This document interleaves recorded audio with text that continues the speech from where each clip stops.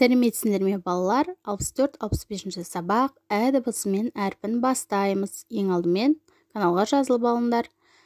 Ә дыбысы бізде дауысты дыбыс. Дауысты дыбысты біз созып айтамыз. Қайталайық. Және жазылуына назар аударайық. Ә дыбысы жіңішке етіліп жазылады екен жазылғанда. Әрпін жіптен жасап көріңдер өздерің балалар.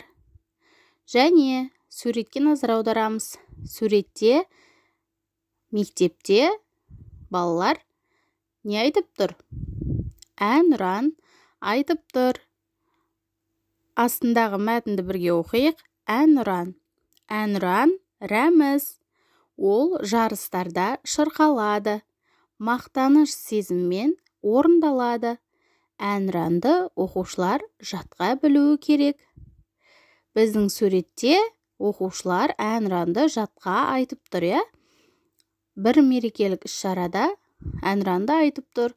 Ал ата-аналары әнұранды бірге тыңдап, бірге айтып тамашалап тұр екен балалар.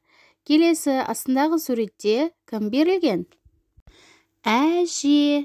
Әже берілген екен. Әже сөзін буынға бөлейікші. Әже.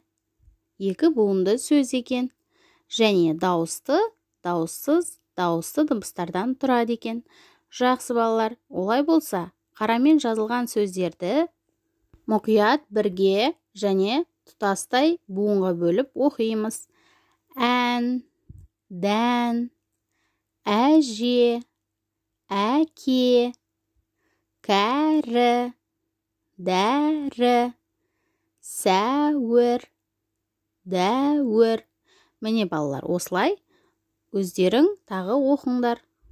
Келесі бізге сөздер берілген екен. Осы сөзден біз сөйлем құраймыз. Бірінші, әдемі қыз, дәмді тамақ, тәтті нан, кәрі жілік. Міне, осындай сөздер құрасақ болады екен балалар. Сәлеметсіздер ме балалар? 65 сабақ ә дыбысымен әрпін жалғастырамыз. Бірінші, бізге қарамен жазылған сөздер берілген. Олардың құрамында ә дыбысы басында, ортасында кездесіп тұр. Енді сол сөздерді біз оқимыз. Ән, әнші, әлем, әсем, дәмді, сәнді, тәулік, жәшік. Міне осылай буынға бөліп және тұтастай өздерің оқыңдар балалар. Келесі суретке назар аударайық. Не қалай дыбыстайды? Бірінші, тауық шақырады, түлкі шәуілдейді.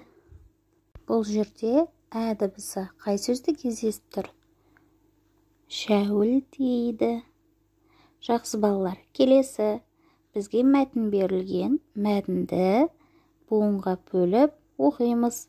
Шебер әжей, әселдің әжесі текемет басады. Әжей сырмақ жасаудың да шебері. Сондықтан ол кісіні шебер әжей дейді. Келесі тапсырма, орнына ауыстырылып берілген сөздерді орнына қойып, дұрыс мәтін құраймыз. Әселдің әжесі бар. Әжей текемет басады, сырмақ сырады.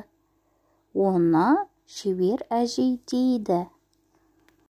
Келесі тапсырма, сызба арқылы сұрақтардың жауабын айт. Бұл не? Бұл алма. Жәшік нешеу? Жәшік біреу. Жәшікте не бар? Жәшікте алма бар. Алма қандай? Алма қызыл. Міне балалар, осылай сөйлем құраймыз. Келесі соңғы тапсырмамыз, әжемнің шәлісі бар. Сөйлемді дәптерімізге жазып аламыз.